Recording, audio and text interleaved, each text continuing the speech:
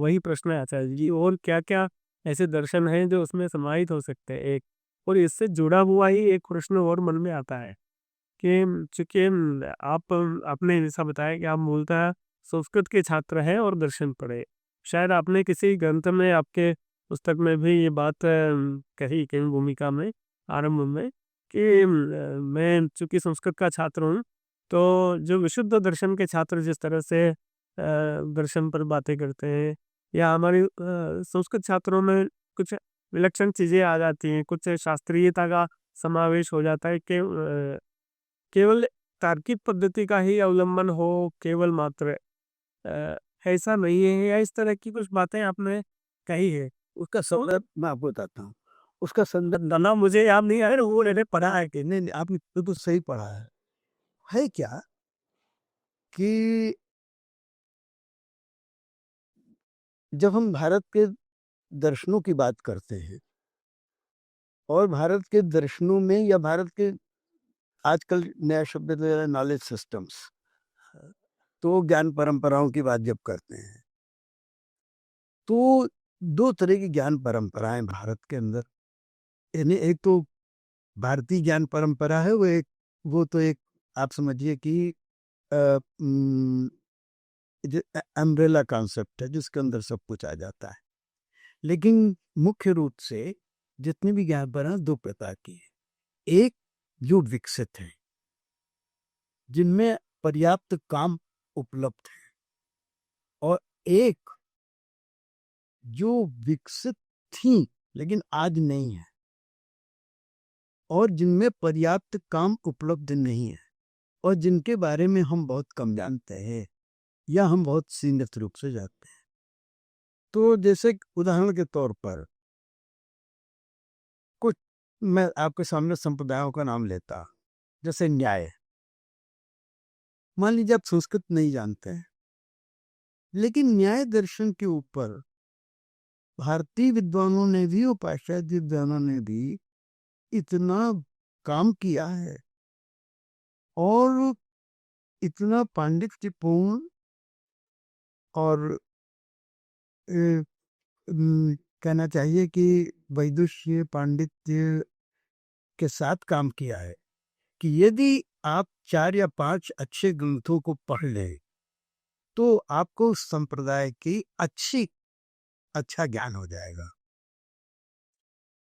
तो लेकिन कुछ ऐसे संप्रदाय हैं जिनमें काम नहीं हुआ है, जैसे काश्मीर शैव दर्शन। मैं उदाहरण देता हूँ, काश्मीर दर्शन में कुछ काम नहीं हुआ है।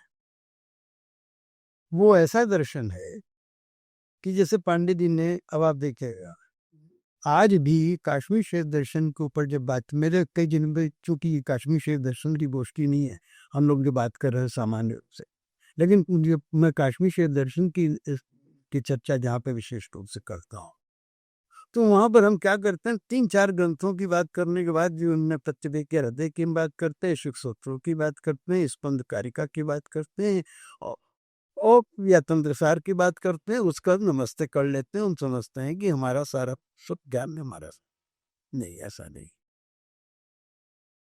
तो वो जो स्थिति है, पांडे जी ने अभिनव में काम किया, मैंने कहा पांडे जी का काम विलक्षण है, बहुत काम किया। उन्होंने काश्मीर शैव दर्शन को एक दार्शनिक संप्रदाय के रूप में स्थापित किया। उनकी जो अभिनव इंट्रोडक्शन थी, जो अभिनव as historical and philosophical study जब है, उसमें एक खंड में इतिहास है, एक खंड में दर्शन है, और उसमें उन्होंने एक एक जो उस समय के मूल प्रश्न थे, दार्शनिक प्रश्नों को लेकर के उनका सांप्रदायिक ढंग से उनकी विवेचना की। लेकिन काश्मीर शैव दर्शन के ग्रंथों को लेकर के, जैसे मान लीजिए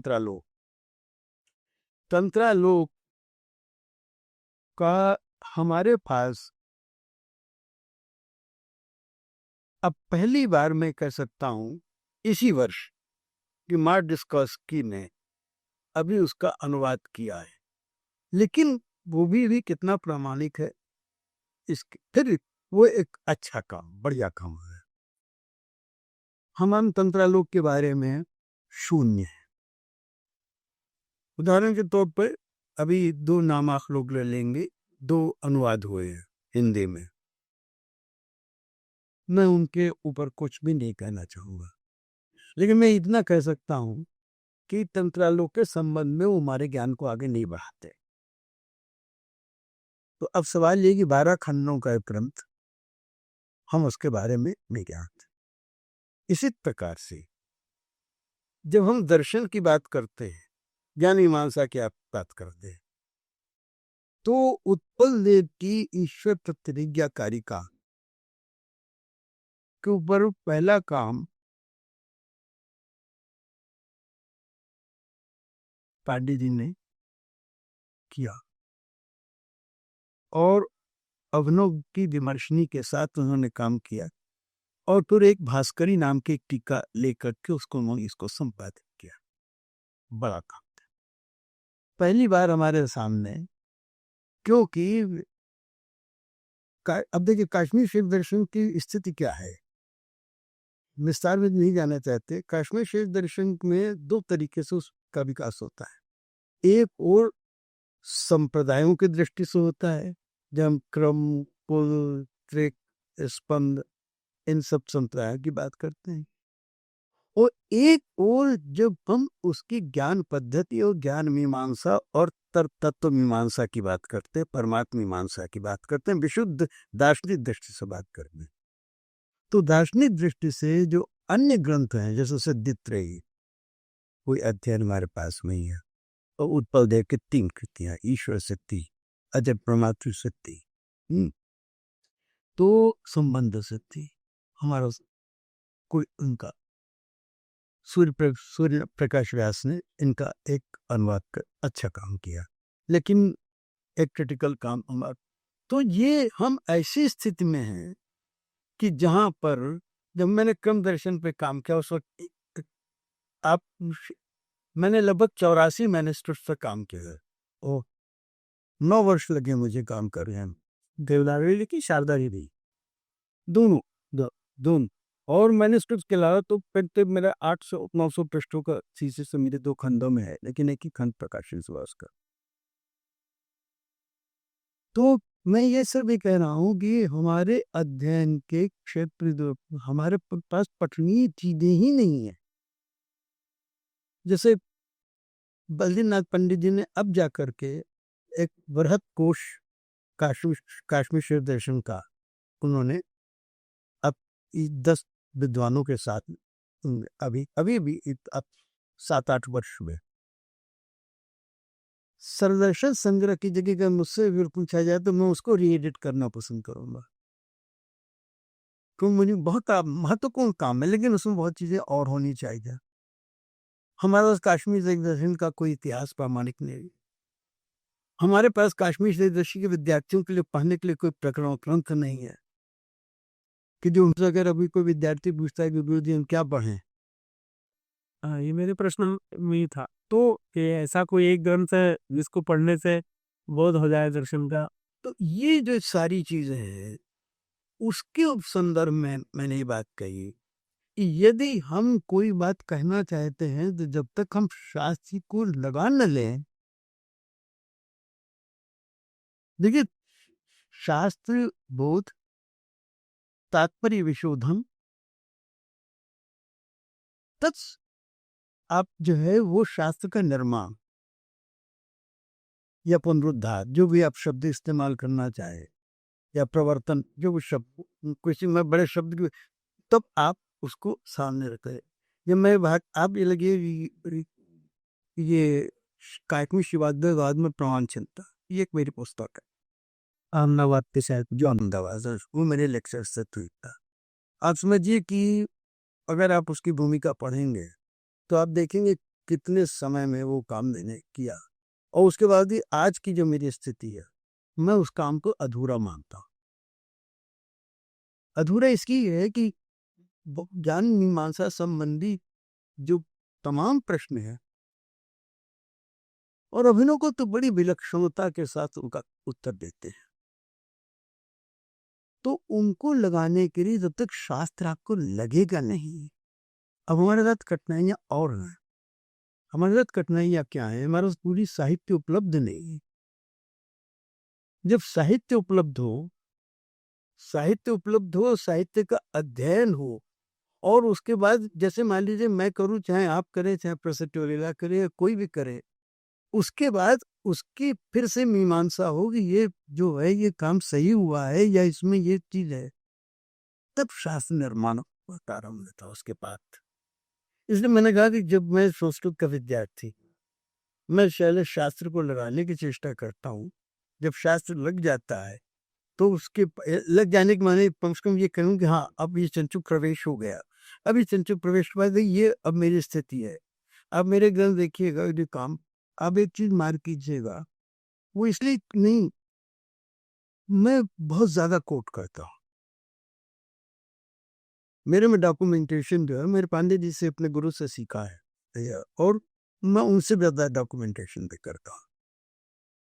बल्कि अंबिका दत्त जी कई बार मेरी कहते हैं, साहब आप बहुत ज्यादा डॉक्यूमेंटेशन देते हो, आप शुद्धि के ऊपर बहुत ज्यादा ध्यान देते, इतना समय क्यों लगाते हैं?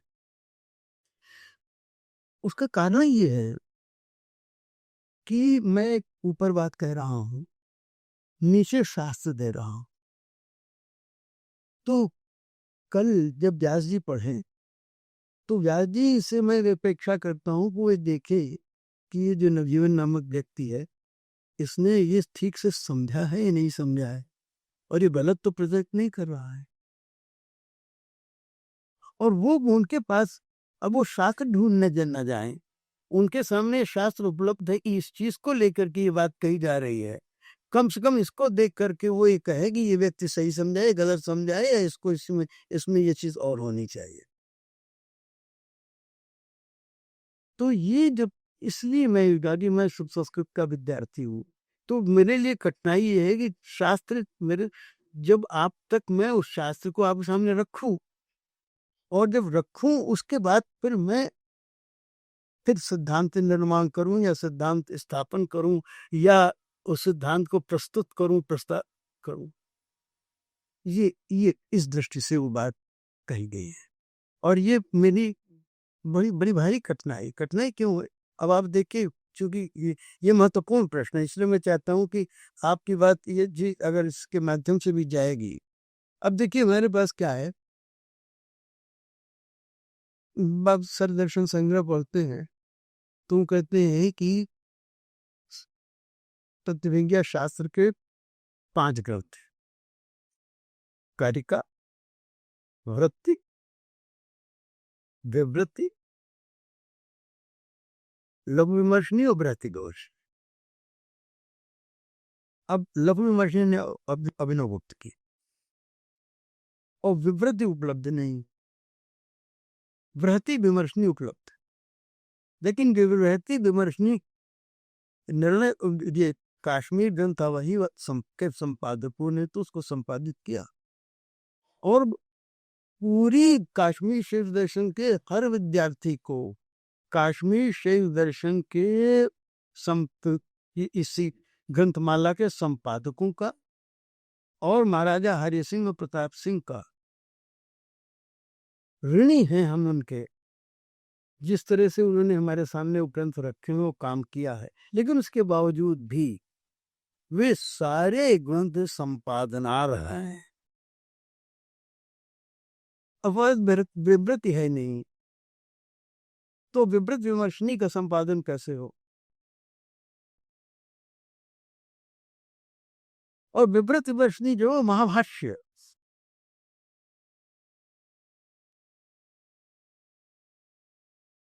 तो मैं इसलिए बात कर रहा हूं कि हम कितने साधनों की हमारे सामने कमी है।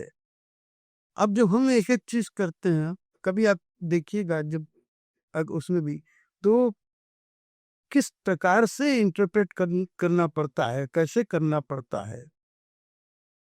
तो हमारे यहाँ तो शास्त्र में पूर्वापर, ये उपक्रम, उपसंहार, सारी चीजें होनी चाहिए, लेकिन हमारे पास सामग्री नहीं है।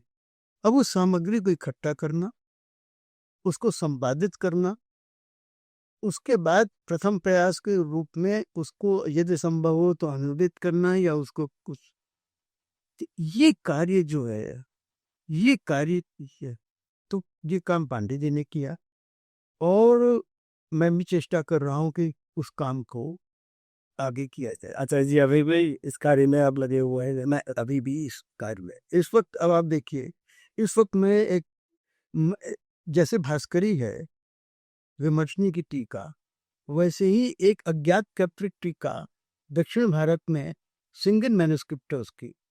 अब सोचते हैं कि मलयालम में उसकी ये तेलुगु में थी, वो एक मलयालम में संभवतः मिली है, लेकिन तो वो मुझे मुझे प्राप्त नहीं है। तो पांडे जी ने अपने समय में उसको महामहोपाध्याय बीबीएस शास्त्री के उसमें उसको ट्रांसलिटरेट करवाया था। और वो उस समय तो आप समझिए कि सन 68 से सन 74 उसको संपादित किया था। उसको मैं पुनर्संपादित करके, वो लगभग 800 पृष्ठों की टीका है, वो संपादित करके अब वो उसका मैं संपादन कर। अब आप इसलिए इतना समय लगता है कि उसको करने में कर रहा हूँ। इसे विवृत विमर्शनी के खंड कभी इतने से मिले, कहीं इतने मिले, अब एक चंक मिला है लगभग 89 पृष्ठों का, अभी पिछले वर्ष में। अच्छा, उसको मैं यानी हाँ दो, तो मैंने उसको ट्रांसलिटरेट कर लिया है पूरा। अब उसमें कठिनाई काफी है, अब उसको एडिट करके उसको हमें बृहति वर्षनी से मिलाना है, और बृहति वर्षनी की भी एक टीका हमको और मिल गई है, यानी उसकी प्रति दूसरी मैन्युस्क्रिप्ट, तो उससे भी उसको मिलाना है।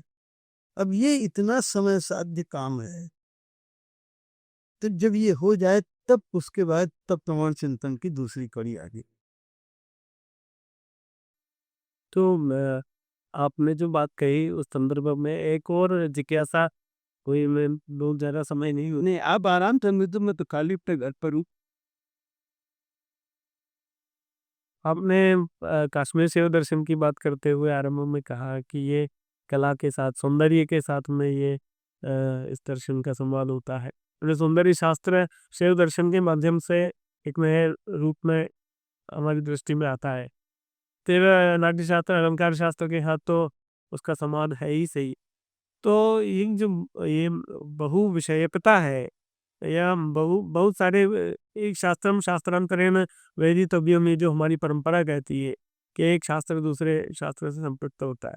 ठीक है, जो छात्र अभी शैव दर्शन पढ़ने के लिए प्रवृत्त हुए हैं, उनके लिए ऐसे मल्टीडिसिप्लिनरी विषयों में कहाँ कहाँ शोध की संभावनाएं हो सकती है, इस पर एक जिज्ञासा। मुझे लगता है आपने, प्रश्न तो आपका एक है, उसमें कई प्रश्न हैं। मैं आप कोई चेष्टा करूँ। देखिए, पहली बात तो ये है कि हमें काश्मीर शिव दर्शन के बारे में कुछ चीजें जाननी चाहिए।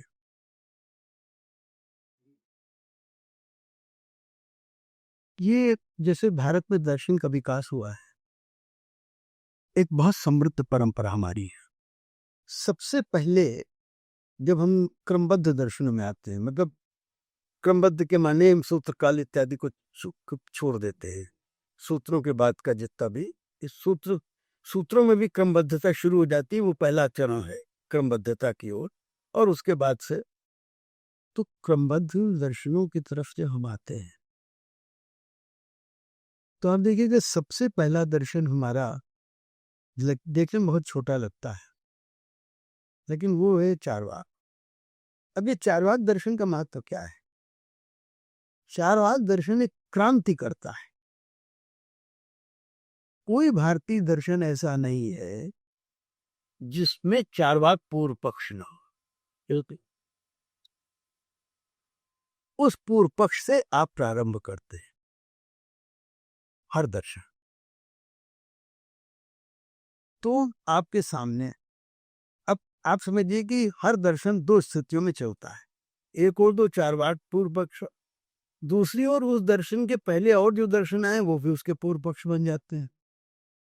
लेकिन ये एक मौलिक, ठीक उसी तरह की दूसरी क्रांति होती है। दूसरी क्रांति होती है, वो क्रांति होती है बौद्धों की। और जब बौद्ध दर्शन आता है देश के अंदर, तो भारत के जितने भी यानी कि बौद्धेतर दर्शन है, मैं तो बौद्ध को भारतीय मानता हूँ, मैं कोई भारत मानता हूँ, इसलिए मैं उनको लेकिन जो बौद्धेतर दर्शन है वो हिल जाते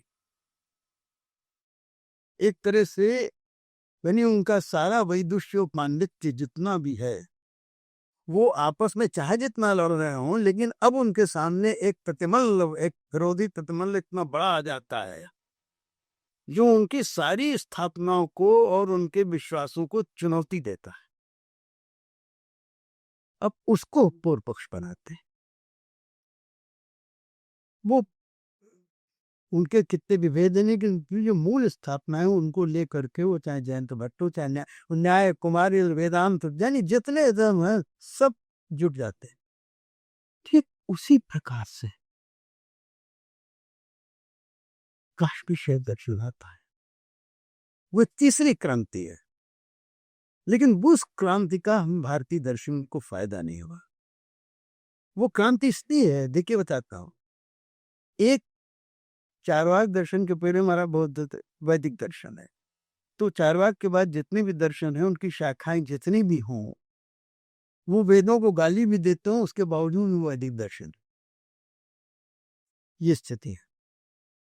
सांख्य है तो वेद में विश्वास यह नहीं करता है, लेकिन उसके बावजूद भी हम उसको आस्तिक दर्शनों में गिनते हैं, ठीक है ना। तो एक वो इसी तरह से जब बौद्ध आते हैं तो वो वैदिक दर्शन, अब अभिनवगुप्त का जो दर्शन है या ये काश्मीर शैव दर्शन है, ये तंत्र का दर्शन है। अब ये तीसरी क्रांति है। अब भारत के अंदर वेद और बौद्धों के बाद एक नया एलिमेंट इंट्रोड्यूस हो रहा है, तंत्र। और वो तंत्र जो है वो आपके सारी ज्ञान विधाओं को और आपकी मान्यताओं को परिभाषित कर रहा है। उन परिभाषाओं को लेते हुए उसको पूर्व पक्ष बना करके यदि भारतीय के दर्शन का बाद के विकास हुआ होता तो हम किस समुत्कर्ष पर पहुंचे होते। ये उन्होंने, हमने, देखिए पहली बात है, दर्शन के अंदर कभी विखंडन नहीं होता। वो बौद्ध भी जो है वो भी भारतीय वैदिक दर्शन से उनकी भी समस्या वही है, वही मूल प्रश्न उठा रहे हैं, सत्ता के, ज्ञान के, प्रक्रिया के, मीमांसा के, अस्तित्व के, जीवन के प्रयोजन के, जीवन में सारी चीजों के उठा रहे हैं। कोई प्रश्न ऐसा नहीं जो अलग हो, लेकिन उसका जो उसके उनके उत्तर जो वो अलग है। ठीक उसी प्रकार से अब हम यहाँ आ रहे, अब देखिए कि अब पहली बार तंत्रों के दर्शन में एक नई दृष्टि मिलती है। नई दृष्टि किस प्रकार की मिलती है? वैदिक दर्शन जो है उसमें भी एक प्रकार से मिश्रित बोध है। कुछ दर्शन जीवन का अंगीकरण करते हैं, कुछ जीवन का अनंगीकरण करते हैं।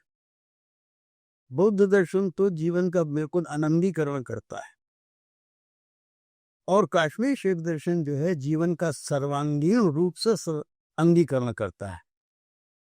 और इस अंगीकरण की चेतना जब प्रकृष्ट होती है तो उसमें साधना और ज्ञान दोनों समान रूप से बलवान होते हैं।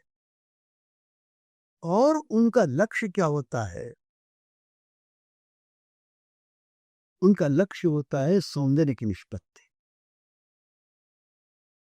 इसलिए अभिनवगुप्त अभिनव भारती लिखते हैं, लोचन लिखते हैं। क्यों लोचन लिख रहे हैं? दर्शन क्या व्यक्ति लोचन लिख रहा है, कभी ध्यान दीजिएगा इसको। मैं प्रश्न भेज देता हूं कि दुनिया को लोग काट दो वैष्णव थे। अच्छा, नरसिंह की स्थिति प्रारंभ कर रहे हैं बिल्कुल, और शैव आचार्य उनकी आलोचना, उनको वो आचार्य लिख रहा है। क्यों? नाट्यशास्त्र और अभिनव भारती। अब देखिए अभिनव भारती की भी स्थिति जो स्थिति दर्शन की वही अभिनव अभिनव भारती का संपादन जो है, देखिए हम लोग रामकृष्ण कवि ने हमको, देखिए कुछ लोगों ने संपादन कर्म करके भी लेखन कर्म से ज्यादा काम किया है। हमेशा के लिए स्थायी तो होती है। हम रामकृष्ण कबीर जी के जीवन भर उन्नत रहेंगे, लेकिन जो हमारे पास पाठ है, क्या वो आदर्श पाठ है? जो रससूत्र हम पढ़ते हैं, उस रससूत्र की जो व्याख्या हम पढ़ते हैं, क्या वो सही पाठ है पूरा? तो मेरा मतलब है कि वो तो छोड़ दीजिए, तो क्या पूरी अभिनव भारती हमको लगती है? इसका जो बीच बीच में भ्रंश हुआ है, तो हमारे पास जब हम तंत्र के दर्शन को पढ़ते हैं, तो मेरे लिए अभिनव भारती साहित्य शास्त्र में ग्रंथ नहीं रहती। वो मेरे लिए उस ज्ञान परंपरा का अंग बन जाती। दर्शन नहीं कहोगी, लेकिन उसके बावजूद भी उस ज्ञान परंपरा का अंग है, क्योंकि हम बहुत सारी चीजें जो हैं वो यहाँ की हम वहां समझते हैं और वहां की हम यहाँ समझते हैं। लोचन की बहुत सारी चीजें, आपको आज आश्चर्य होगा कि प्रतिभिज्ञा ग्रंथों में जो अभिनव गुप्त व्याख्या लोग प्रतिभिज्ञा की करते हैं या परिभाषा देते हैं, वो परिभाषा लोचन में नहीं करते, वो दूसरी करते। अच्छा, और ध्वनि को प्रतिभिज्ञा में ढाल देते हैं। तो मेरा मतलब ये है कि ये जो चीज है, तो आप देखिए कि हम अज्ञान के इतने बड़े पर्वत पर बैठे हुए हैं कि हमें बहुत चीजें मालूम ही नहीं है, हम जानते ही नहीं है। और उसको जानने के लिए से कुंतक, आप कुंतक जीवित, कुंतक स्पंद परंपरा से कितने गहरे जुड़े हुए हैं। तो करने का मतलब ये कि हम नहीं जानते। साहित्य शास्त्र का विद्यार्थी जब वो पढ़ता है, वो कितना जानता है दर्शन के बारे में। और दर्शन का विद्यार्थी जो है तो भी इसलिए इन सब, तो आज भी तो हम, सच बात तो ये है कि जो इस वक्त काश्मीर शैव दर्शन का जो फेज है, वो केवल अध्ययन के का अध्याय है। हम पहले उसका स्वाध्याय पूरा कर ले, और जब स्वाध्याय हम पूरा कर ले, तब तो हम उसके बाद आ गया अध्ययन की बात नहीं। आचार्य जी, भारतीय दर्शनों में खासकर जब हम बात करते हैं से कोई स्थान विशेष में जो दर्शन पनपा है, कश्मीर से दर्शन की आप बात कर रहे थे, तो उस स्थान में उसकी जगह अब उसकी परंपरा देश में विच्छिन्न हुई, जैसा कि आपने कहा। और अभी अभी कुछ समय पहले कश्मीर में एक बड़ी दुर्भाग्यपूर्ण घटना हुई। और जी, कश्मीर पर जो बाह्य आक्रमणकारियों के द्वारा जो विध्वंस किए गए, क्या इससे हमारी शैव दर्शन के जो परंपरा है वो इन कारणों से बाधित हुई, या हमारे कोई आंतरिक कारण भी इसके साथ साथ में है? क्या इसका ऐतिहासिक दृष्टि से विचार करें तो क्यों ये परंपरा बीच में रुक जाने का, जैसे न्याय दर्शन की परंपरा अविरल बह रही है, गुरु शिष्य परंपरा बिल्कुल, वेदांत दर्शन में भी परंपरा बीच में विच्छिन्न होती हुई प्रतीत नहीं होती। एक मीमांसकों में भी प्रभाकर मीमांसा की जो परंपरा है वो रुक गई, शायद उस पर आगे बहुत ज्यादा समार नहीं हुआ। और बाकी जो प्रसिद्ध दर्शन है या जो चाहे वैष्णव शैव दर्शन हो, उनकी परंपराएं चली आ रही है। कश्मीर शैव दर्शन के ये परंपरा विच्छेद का क्या कारण केवल बाह्य ऐतिहासिक कारण ही है, या और भी कुछ उसके पीछे दृष्टि है? या इसके साथ साथ एक और प्रश्न मेरा कि क्या ये विशुद्ध रूप से दर्शन है, या तंत्र के मतलब जैसा कि आपने कहा कि एक ज्ञान मीमांसा वाला पक्ष है और एक तंत्र वाला पक्ष है, तो क्या तंत्र की तरफ झुकाव अधिक हो जाना भी कोई इस तरह की बात हो सकती है क्या? मैं नहीं जानता, मैं इस प्रश्न का उत्तर दे सकता हूँ, नहीं दे सकता हूँ, चेष्टा करता हूँ। पहली बात तो देखिए,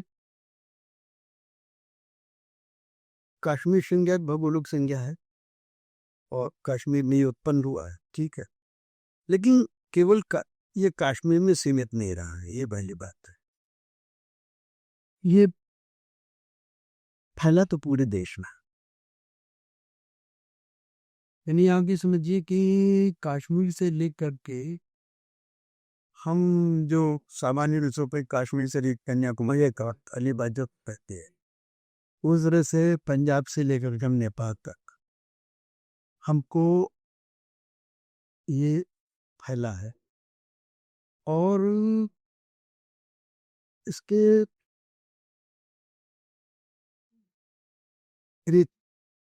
दक्षिण में तो ये बहुत विकसित हुआ। दक्षिण में हमारे सामने जो ये त्रिपुरा संप्रदाय है दक्षिण का, वो विशेष रूप से माँ महात्मा संप्रदाय जी, आज भी आपको संभवतः पता नहीं, एक केरल के अंदर आज भी क्रम परंपरा के काली के 13 मंदिर आज भी केरल में है। वह ये है कि पहली बात तो परंपरा हमारी विच्छिन्न मत कहिए, उन तो उच्छिन्न कहते हैं। अच्छा। तो इस्लाम के कारण पहली बात तो ये कि हमको एक संकोच नहीं करना चाहिए। हम लोग बहुत संकोच के साथ कहते थे भी, आपने भी कहा कि बाहर के आक्रमण हुए आयो, नहीं, हमको सीधे कहना चाहिए, क्योंकि ये बिल्कुल स्पष्ट बात है कि इस्लाम भारतीय परंपरा का विरोधी धर्म है, उसमें मुझे कहीं कोई संकोच नहीं है। उसमें मुझे कोई मेरी वो भी नहीं है, मैं किसी कटुता के साथ नहीं होता। ऐतिहासिक तथ्य है, जो उनका स्वभाव जो प्रकृति है, उस प्रकृति के हिसाब से वो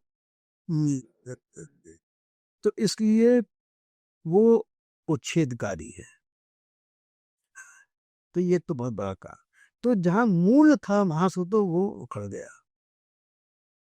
अब जहां जहां फैला तो कहीं बीज गिरा, कहीं पौधा गिरा, कहीं शाखा गिरी, इस रूप से वो सुरक्षित हाँ फैला। लेकिन इनमें भी दो चीजें फैली, एक चीज रुक गई बिल्कुल। देखिए, कश्मीर शिव दर्शन में का एक विशेष चीज है। यूँ तो हमारे यहाँ कोई दर्शन ऐसा नहीं जिसकी अपनी कोई साधना पद्धति न हो, लेकिन तंत्रों के अंदर मुख्य रूप से जो हम देह को केंद्र बना करके हम अंतिम सत्य तक पहुंचना चाहते हैं, और इस देह को, इस संसार को में को मूल्य प्रतिष्ठान मानते हैं। तो ऐसी स्थिति में साधना का पक्ष जो है बहुत प्रधान हो जाता है।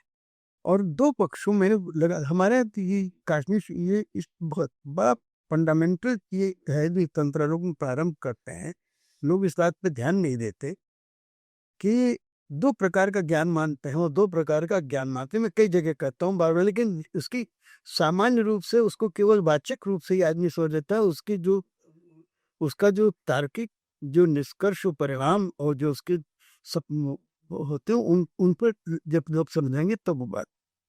तो बौद्ध अज्ञान और पौरुष ज्ञान, पौरुष ज्ञान का अर्थ है कि हमारे अस्तित्व को लेकर के होने वाला क्या है, उसका संबंध सीधे मोक्ष से है।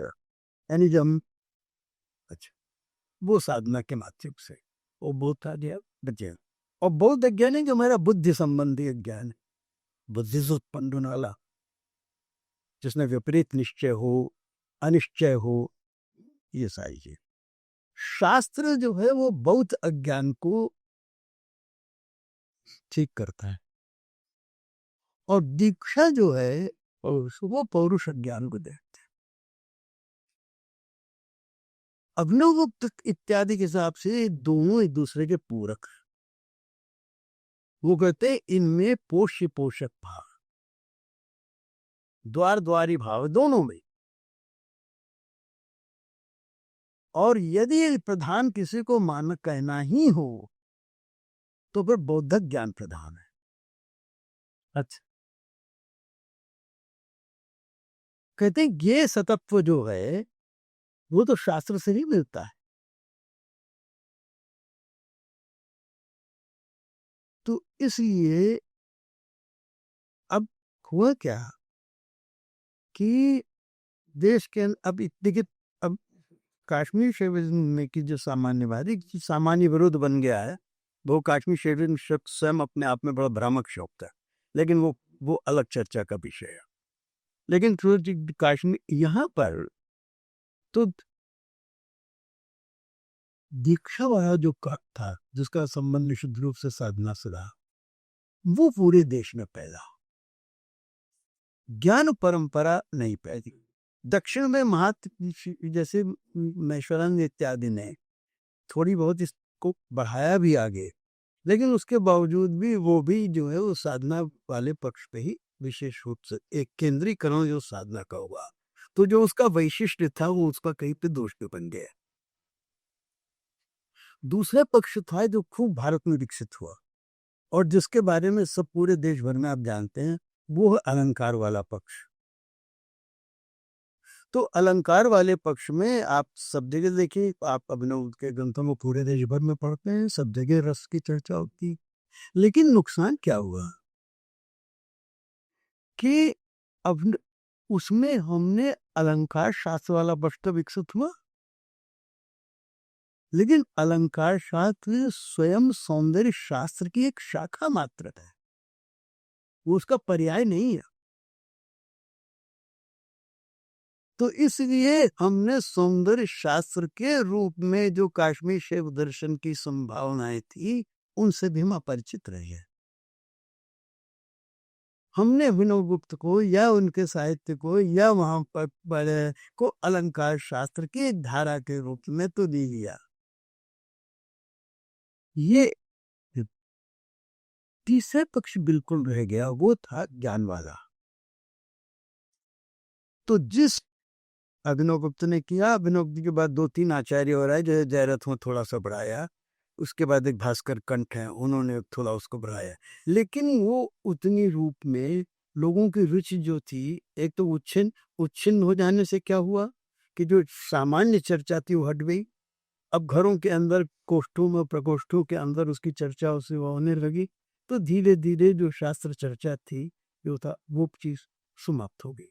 इसलिए आप देखिएगा कि पूरे भारतीय दर्शन के इतिहास में कश्मीर शैव दर्शन कहीं पूर्व पक्ष बना ही नहीं। इतना महत्वपूर्ण दर्शन, इसे दर्शन की ये दार्शनिक के इतिहास का सबसे महत्वपूर्ण प्रश्न होना चाहिए कि इतने महत्वपूर्ण दर्शन को भारत का कश्मीर को ये कहना चाहिए मध्यकालीन इतिहास के बाद जो दर्शन विकसित होता है उसमें उसके दार्शनिक पक्ष को पूरी तरह से वो तिरोहित हो गया। अभिनव गुप्त को अलंकारिक के रूप में उद्धृत करते हैं, महान साधक के रूप में उद्धृत करते हैं, लेकिन महान दार्शनिक के रूप में ये केवल ये तो ये समझिए कि शताब्दी के अंदर ये पांडित्य की कृपा करनी चाहिए कि हम अभिनव गुप्त को दार्शनिक के रूप में पहचानने लगे, अन्यथा हम तो उनको दार्शनिक के रूप में जानते ही नहीं। ये स्थिति है। चार्य जी पुष्पदंत कहते हैं त्रयी सांख्यम योगः पशुपतिमतम वेष्ट, तो वो पशुपतिमतम इदम अधः परम सत्यम, ये बात कह रहे हैं। तो लेख तो वो कर रहे हैं, तो कहीं तो गुरु पक्ष के रूप में नहीं, वो पद अपत मत है। अच्छा, तो वो इससे अलग है। जी हाँ, एक्चुअली वो भी देखिए, मैंने उन्होंने वैष्णव मत और पशुपति मत ऐसे दो नाम लिए, तो मैंने हम जो समझ रहे हैं कि उपलक्षण है सारे शिव दर्शनों का या किसी एक का ही है। नहीं नहीं, देखिए पुष्पनंद का काल क्या है। देखिए सबसे बड़ी बात यह है कि यूं तो जब दर्शन की विशुद्ध समस्याओं की बात हम जब करते हैं तो उसका भूगोल और इतिहास से संबंध नहीं होता, लेकिन उसके बावजूद भी कोई भी दर्शन वो एक संस्कृति की प्रवाहमयी धारा का अंग होता है और संस्कृत की प्रवाहमयी धारा है वो इतिहास का उल्लंघन करके नहीं चलती क्या। तो इसलिए हमको उन अर्थों को जानने के लिए ये आवश्यक है कि जैसे पुष्पदंत का जो काल है, उस वक्त जो वैष्णव मत है, उस समय जो पशुपति मत है, उसको हमें जानने के लिए तो पाशुपत, ये भी दर्शन का प्रश्न है कि जो पाशुपत मत, आप देखिए चाहे शंकर हो, चाहे वो रामानुज हो, चाहे यानी कि यहाँ तक कि वो गुणरत्न हो, हरिभद्र सुबरी हो, ये जित सारे लोग जिस मत को उद्धृत कर रहे हैं वो सामान्य रूप से वो पशुपति मत है। पशुपत मत की दो धाराएं हैं, नपलिश पाशुपत है, एक पाशुपत है, लेकिन उसके बावजूद यानी और वो जीवित धर्म है। जैसे लिंगायत आज है, 8वीं शताब्दी में कर्नाटक का वो जीवित धर्म था। उन्हें यानी कालमुख, कालामुख, ये महेश्वर मुख, महाव्रत धर्म यानी कितने संप्रदाय वो विकसित हो गए तब पता। लेकिन 8वीं शताब्दी के बाद से एकदम से विलुप्त हो जाता अपने आप में बहुत बराबर। दूसरी बात मुझे ये लगती है कि जो जिमर एक बात कहता है, मुझे बस की बात अच्छी लगती है, भी तो संस्कृत एक भाषा नहीं है, वो तो मूर्तिमती वाक है। तो ये संस्कृत जो है, और हम काश्मीर शरीफ दर्शन के विद्यार्थी हैं, तो हमारे यहाँ तो सत्ता और वाक, चेतना और वाक, इनमें अंतर नहीं करते। तो शब्दनमयी सत्ता जो है उसको संस्कृत तो उसको विग्रहित करती। तो इसलिए यदि हम भारतीय दर्शन में या भारतीय ज्ञान परंपराओं में कोई भी हो, दर्शन शब्द को हटा दीजिए, वो चाहे अलंकार की हो, चाहे वो गणित की हो, चाहे वो सांख्यिकी हो, चाहे वो किसी भी प्रकार की हो, यदि हम ज्ञान परंपराओं के वास्तविक विकास की, भारतीय ज्ञान परंपराओं की बात करते हैं, तो संस्कृत से को साथ लेकर के संस्कृत में रचबस कर हम आगे बढ़ सकते हैं। संस्कृत को त्याग करके हम उच्छिष्ट घोषित हो सकते, मौलिक कभी नहीं हो सकते। घनं भवन्तः एतावत् कालं दत्त्वा अस्माकं कृते एवं विविधविषयेषु मार्गदर्शनं कृतवन्तः। अस्माकं तु इतोपि जिज्ञासाः सन्ति, किन्तु कालस्य काचित् मर्यादा इति कारणतः केचन आशुप्रश्नाः अहं प्रष्टुमिच्छामि, आशुप्रश्नान् कर्तुमिच्छामि। तत्र सरलाः प्रश्नाः सन्ति, केवलं छात्राणां जिज्ञासाः। बाल्यकाले माता भवन्तं केन नाम्ना सम्बोधयति स्म? मम पारिवारिक नाम आसीत् भय्यम। भैया। भय्यो तो भय्यम नाम्ना पारिवारिक जनाः। भवतः प्रियं मित्रं कः बाल्ये अथवा इदानीमपि? इदानीमपि त्रीणि मित्राणि वर्तन्ते। कति नाम? डॉक्टर त्रिभुवन दास, विष्णु किशोर, अजातशत्रुभ्यो अतः बहूनि मित्राणि अस्ति। भवतः प्रियतमः दार्शनिकः कः? कठिनः प्रश्नः। सम्प्रति तु अभिनवगुप्ते वर्तते। आधुनिकदार्शनिकेषु कः प्रियः अस्ति? नो, आधुनिक दार्शनिकेषु, भारतीयेषु दार्शनिकेषु अथवा यथा भवते वर्तते, प्राच्याः अपि भवितुमर्हति, पाश्चात्याः अपि भवितुमर्हति। पाश्चात्य दर्शनं मया बहु न अधीतं, किन्तु भारतीयेषु बहवः विद्वांसः सन्ति, बहवः दार्शनिकाः। कठिनं प्रश्नः।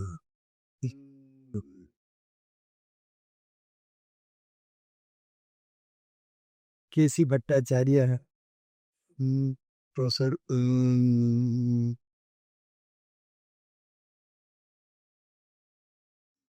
मूर्ति आरकुं भाव टी.आर.वी. मूर्ति महोदय,